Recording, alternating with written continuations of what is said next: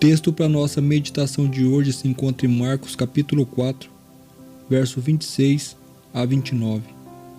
Assim está escrito: Disse Jesus ainda: O reino de Deus é como um homem que lança semente na terra. Ele dorme e acorda, de noite e de dia, e a semente germina e cresce, sem que ele saiba como. A terra por si frutifica. Primeiro aparece a planta, depois a espiga, e por fim o grão cheio de espiga. E quando o fruto já está maduro, logo manda cortar com a foice, porque chegou a colheita. Marcos capítulo 4, verso 26 a 29. Assim como a da lamparina e o cesto, essa parábola também tem conexão direta com a parábola do semeador. E seu registro é exclusivo do livro de Marcos.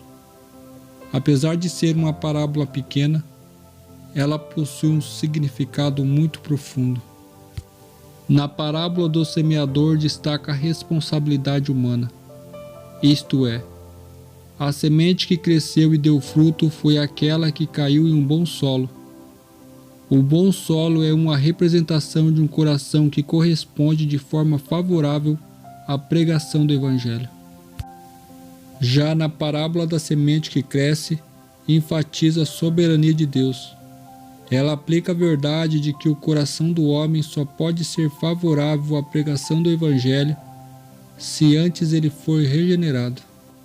Nessa parábola, Jesus descreve o reino de Deus e como ele funciona. Ela compara o crescimento do reino com o agricultor que espalha as sementes sobre a terra. E então, misteriosamente, as sementes germinam. Com isso, Jesus enfatiza que o agricultor não sabe explicar como esse crescimento ocorre. Até é possível descrever, documentar cientificamente, conhecer as etapas do processo de germinação, porém entender completamente esse processo ninguém conhece. É o mistério da vida. Podemos notar esse mesmo princípio no reino de Deus. Não sabemos exatamente como explicar a germinação, o crescimento e a frutificação do Evangelho no coração do homem. Esse desenvolvimento pertence somente a Deus. Sabemos apenas que ele ocorre de maneira perfeita, preparando o homem para o dia da colheita. O apóstolo Paulo também fala sobre esse processo. E na carta enviada aos Coríntios, ele enfatizou dizendo: Eu plantei, Apolo regou, mas Deus é quem faz crescer. 1 Coríntios capítulo 3, verso 6. Os seres humanos têm um papel crucial a desenvolver, mas o crescimento é obra de Deus. Contudo, o processo tem fim. A história termina de modo abrupto, com o amadurecimento do grão. De igual modo, a volta de Cristo trará um fim repentino à história do mundo. No segmento desta, Jesus relata outra parábola. Disse mais: Com que podemos comparar o reino de Deus? Ou com que parábola a apresentaremos? Ele é como um grão de mostarda, que quando semeado é a menor de todas as sementes sobre a terra. Mas, uma vez semeada, cresce e se torna maior do que todas as hortaliças. Cria ramos tão grandes que as aves do céu podem se aninhar em sua sombra. Marcos capítulo 4, verso 30 a 32.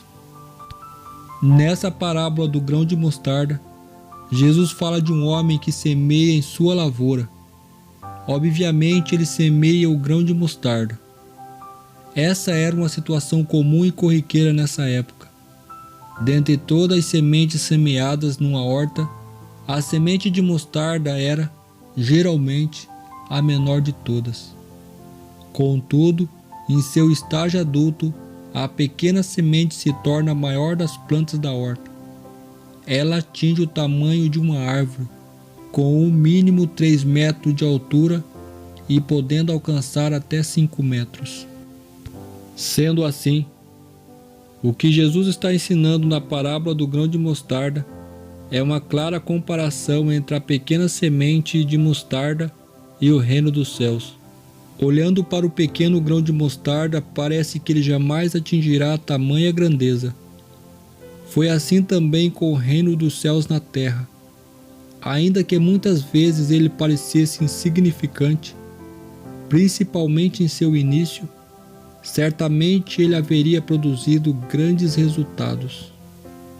É até possível classificar a parábola do grão de mostarda como uma profecia. Essa parábola possui grande semelhança com algumas passagens do Antigo Testamento.